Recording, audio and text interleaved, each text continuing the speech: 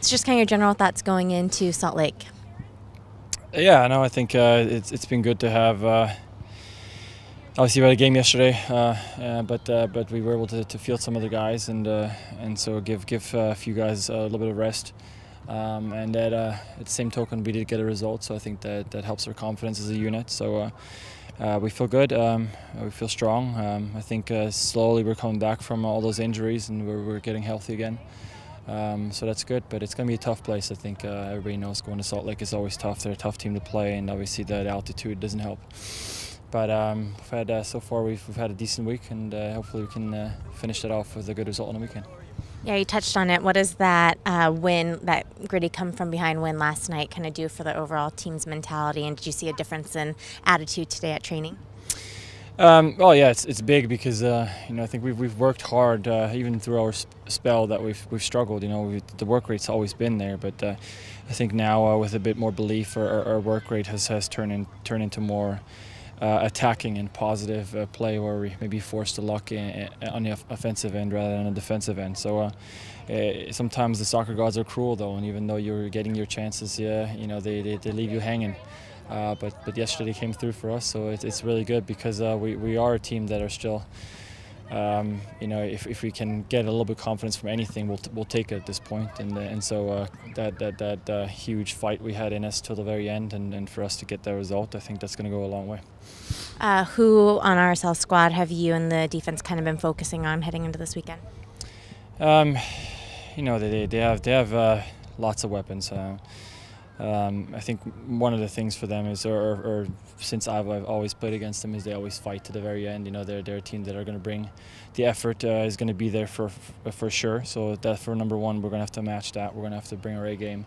And then I think our class can shine through and maybe take us a step above, hopefully. But like I said, we're going to have to bring our A game, bring 100%, because it's going to be tough. You play RSL twice before the end of the season. Getting a win on the road, does that kind of, if you manage to, does that get a sort of a mental advantage for your team when you play in the second time?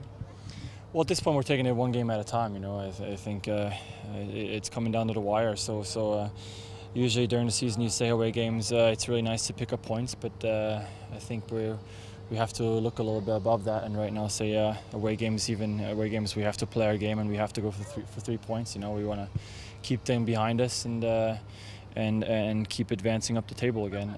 So one game at a time, and hopefully along the road we can pick up some points and some momentum. And you've talked in the past about the creative heckling that goes on at Rio Tinto. Are you expecting a warm welcome on Saturday? I hope not, because I wouldn't call it warm last time I was there. But it is what it is. If fans are passionate about their teams, it's a good thing, I guess. Does that give you any extra boost or motivation whenever you start hearing that early in the game? You tend to tune it out. For me, I think especially in the beginning, in the warm-up, when like I said, it's not a big blur. You can hear every individual belligerently drunk person yelling things, and then you have little kids standing around. That's when I think it goes a little too far. But for me, it doesn't really matter. I try to focus on my warm-up and try to get ready for the game, and then find my way into the game and hopefully have a good performance. How's Salt Lake different than any of the other stadiums? I know there are some pretty passionate fans around the league. What makes them so different? I don't know. I don't know.